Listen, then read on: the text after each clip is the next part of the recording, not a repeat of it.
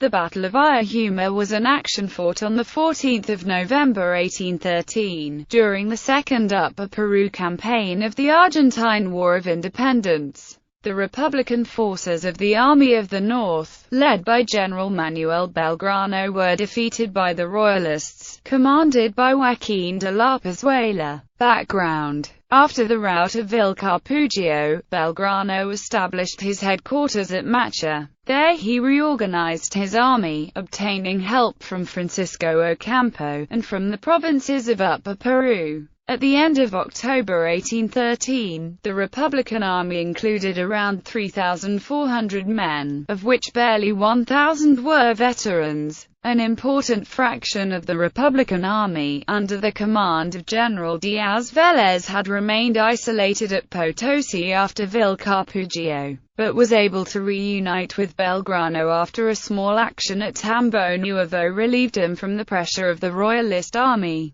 Despite their recent victory, Pezuela's troops were short of horses and supplies. They had sought refuge on the Condo Heights, where, being surrounded by hostile populations and still recovering from the casualties suffered at Vilcapugio, they could not readily take the offensive against the Army of the North. However, on 29 October, they left their camp in Condo in order to attack the Republicans before they could obtain further reinforcements. On 12 November, they arrived at Toquira, a hill dominating the small plain of Ayohuma, half a league from the village of the same name. In the meantime, just 2 leagues away from Toquira, on 8 November, Belgrano had discussed his plans with his officials. The majority of them wanted to withdraw to Potosi, but the general convinced his officers to fight. That same night the army left Macha, reaching Ayohuma on the morning of the next day. The battle.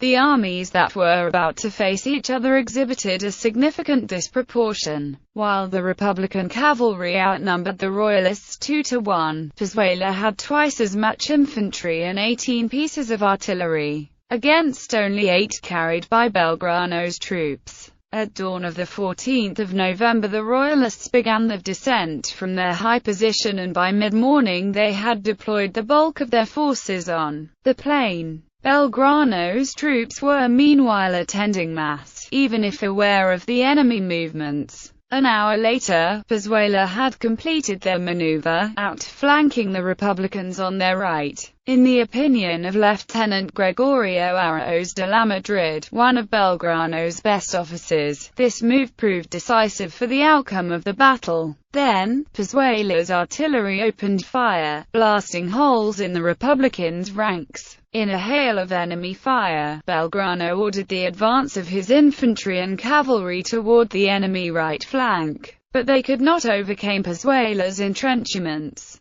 To make matters worse, the Republicans' lighter guns were no match for the Royalists. Belgrano was forced to retreat. By a trumpet call and waving the United Provinces flag on the top of a hill, he managed to gather some 500 men, leaving around 200 dead, 200 injured, 500 prisoners and almost all his artillery on the battlefield. Among the dead was the commander of the Batallón de Castas, Colonel José Superi, who was killed by the Royalist artillery. His battalion was made of soldiers of African and mulatto descent. José María Paz, an officer who would later play a key role in the Argentine civil wars, had to rescue his brother, Captain Julián Paz, when the latter's horse was killed by gunfire while crossing a stream. 3 mulatto auxiliary women, María Remedios del Valle and her 2 daughters, became famous for their efforts to provide water to the troops and assist wounded soldiers on the battlefield in spite of the heavy Royalist